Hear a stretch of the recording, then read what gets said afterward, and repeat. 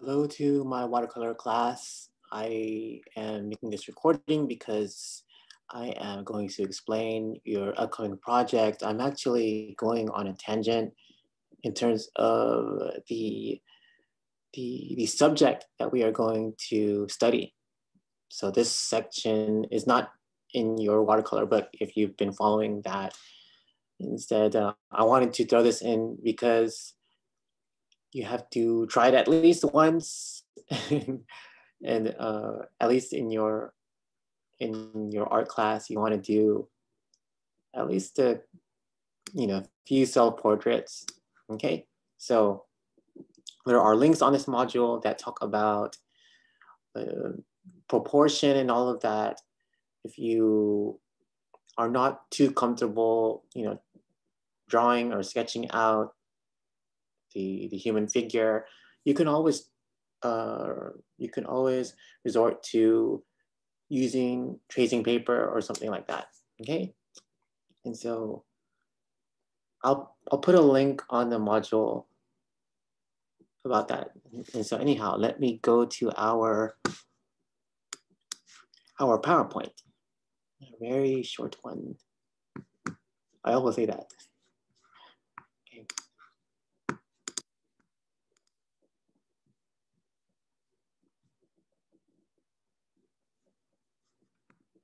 Okay, so here we go. We are on week 13. Does that sound right? Okay, I hope you guys had a good week. Very stressful week, but moving forward, feeling good. Week 13, by the end of this week, you should be able to explain what is needed when it comes to rendering the human form. And, again, I threw this in this class because I want you to have some experience in drawing the figure, and that you'll notice that a lot of my assignments do not require that. I know that when it comes to taking an art class, a lot of us, we want to include the figure in many ways. We almost are expected to learn how to draw people and paint people, but we actually don't focus on that too much here. And one of the reasons why is that I don't want to impede on another instructor with what they might be doing, because there's actually a class. Dedicated to the figure. So you can actually take figure drawing, you could actually take figure painting, and those are really fun classes. Too bad we don't have, I don't know if we have that here. Anyhow, I know that at FCC, at Fresno City College, they have it. All of the other schools I teach, I don't think they have it. If they do, let me know. I mean, Merced and Porterville, I'm not sure yet. Okay, but at FCC, where I went to CC, we had it there. Okay, anyhow, let me talk about the learning objectives. Experiment with color and find a good balance between local color and arbitrary color. We haven't talked about this so much in our class, so I'm going to tell you now. Local color is when color is the way you expect it to be. In other words, it is a color that we see with our natural sight. So if the grass is green, if the water is blue, if the sky is blue, if the clouds are gray and white, then that's all local color. That's the natural color of the way things appear. On the other hand, we have arbitrary color, where you can deviate from local color and be a little bit more on the expressive side. You could be a little bit more on the experimental side. You can be more surrealist, or however you like. And you want to experiment with this, of course, beforehand. You always want to have your sketchbook around, your scratch watercolor paper. Experiment with the colors. Sometimes when it comes to doing the figure, we kind of jump right into it, and I hope that you guys don't do that. You want to experiment with the colors first. And I'm going to explain some of the technique that's involved when it comes to watercolor or just painting in general. And so look forward to that. What else? Build a composition that involves figurative subject matter. In other words, you don't really want to always just paint or draw the figure, very straightforward, like a bust. And that's very safe. But you can always experiment, and you can be a little bit more experimental. You could zoom in more. You can try to do different poses and so on. Okay, so let me go ahead and jump right into some of the examples here. And these are just ones that I found, 15 minutes ago. Leslie White, a very talented watercolor artist.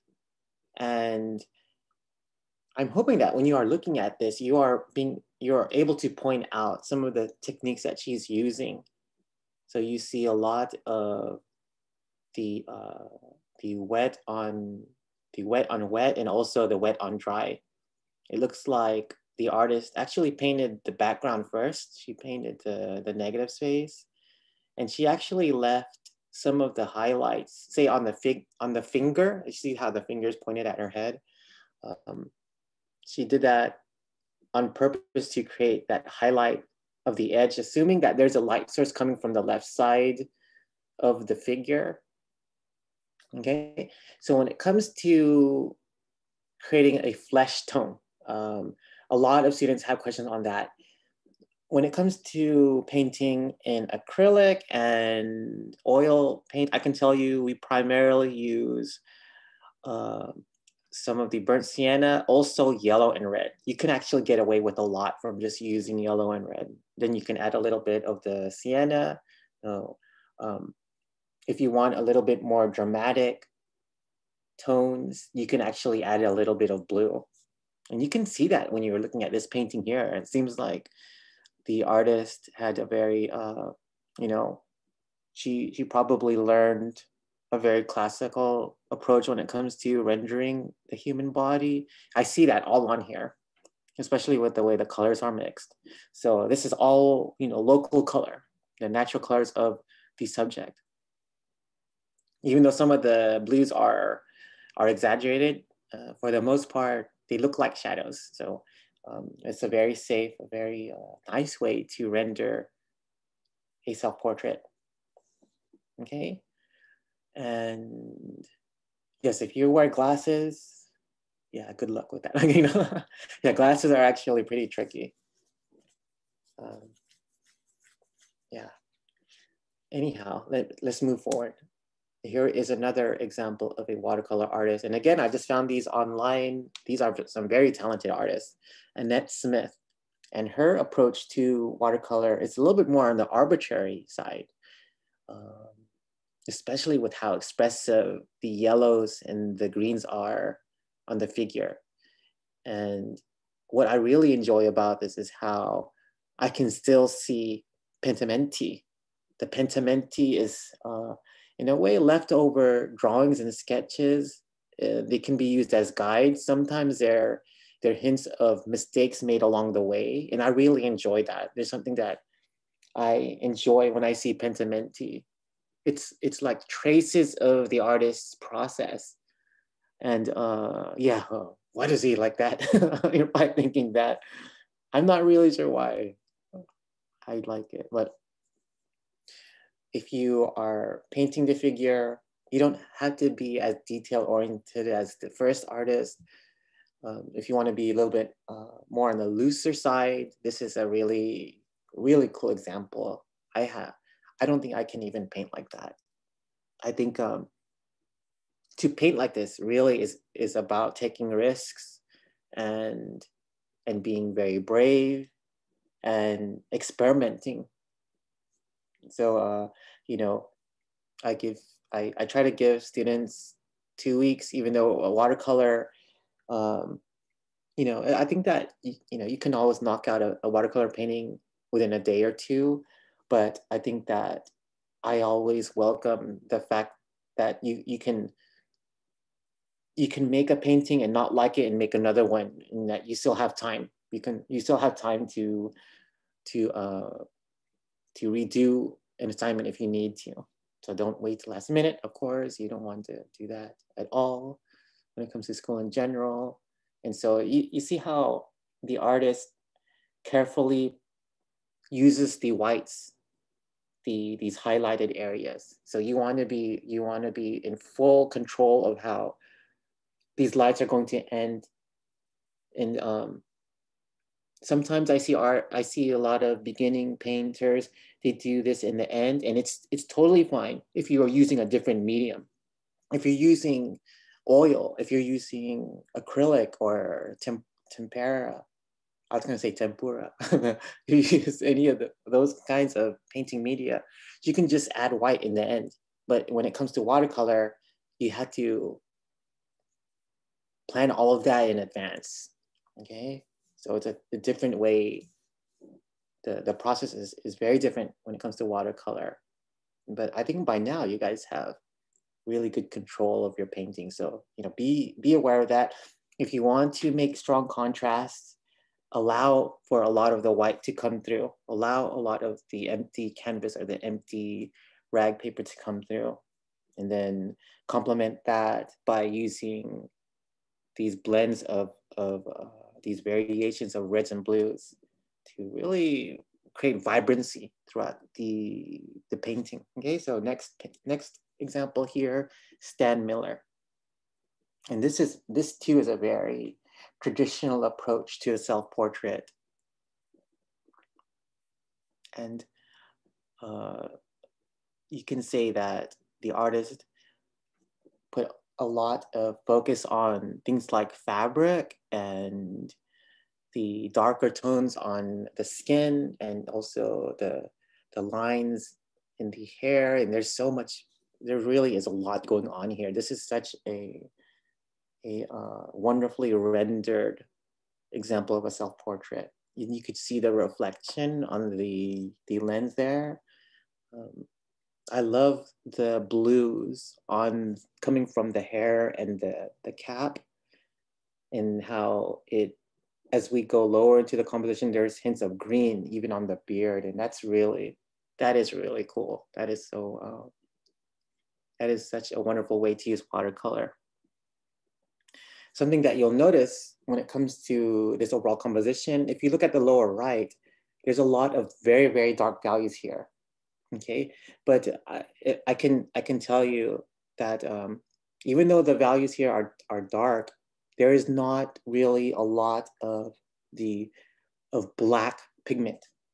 Okay, so when it comes to the human form or even subjects that deal with nature, I almost would avoid just using the black pigment because it's so strong. So a lot of these painters, they actually make a dark tone combining something like the ultramarine and the crimson. So if you put the very dark blue with a very dark red, you can actually get a very dark tone that is not using black, because if you use black on its own, it's very flat. It has a very matte effect to it. In other words, it feels very flat. It's very opaque. And so if you do that on a painting, especially watercolor, it's gonna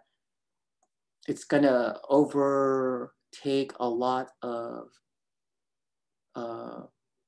surrounding color. It's almost like it absorbs other colors, in that when you are viewing a painting, if there's black on it, it's so strong that it just takes over. It overrides a lot of color that you would rather portray.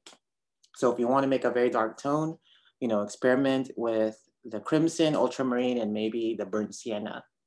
Yeah, put those together to create a darker tone if it's in a way connected to the human body. Okay, try not to use that black pigment, because again, I see many beginning artists use it, and sometimes it's good if you want to make a bold statement somehow. But if you want to create something that feels a little more natural, I probably wouldn't. If you're drawing things like a cartoon and you want to have like a very dark edge, you can do so. But if you want to render something a little bit more representational, I probably would avoid that. Okay, so just a quick tip on that. And let me see, one more example. Ali Kavanaugh, I guess. I'm not sure if that's how to pronounce her name, but also a very talented artist. I think that she has a school of watercolor that is online. Okay, so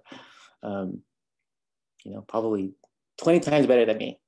And one of the reasons why I chose this example is I wanted for you guys to see how loose some of these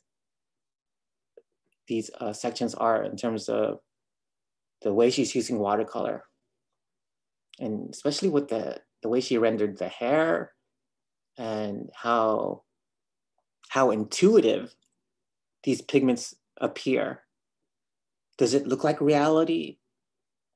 Kinda. It looks somewhat real, but there's a bit of an ethereal effect to it, especially with how these lines just trail into the surface, the white of the surface. And just to be able to create some of these more expressive, imaginary lines. Okay, you have the ability to do all of that with watercolor. And again, if anything, I appreciate watercolor so much now because of this class. I just really enjoy seeing how the pigment is, being absorbed into the paper and how translucent it is, and we can still make it very opaque, but then, we can easily make things blend and yeah, I'm hoping that you experiment and that you plan ahead in terms of how you're going to render the self-portrait. Okay, so that is the last example I wanted to show you guys. I am looking forward to seeing the submissions. Yes, it's getting close to the end of the semester. Yeah, wow. I hope that you guys learned something, that you end the semester with 2 or 3 paintings that you like, and that I hope maybe this is one of them. Okay, remember that you are given 2 weeks really because you want to experiment. Okay, if you do it all in one get-go, you finish it and you knock it out, that's cool. But no rush. Try to figure things out, plan it. Make this painting about you. Okay, and so let me know if you guys have any questions.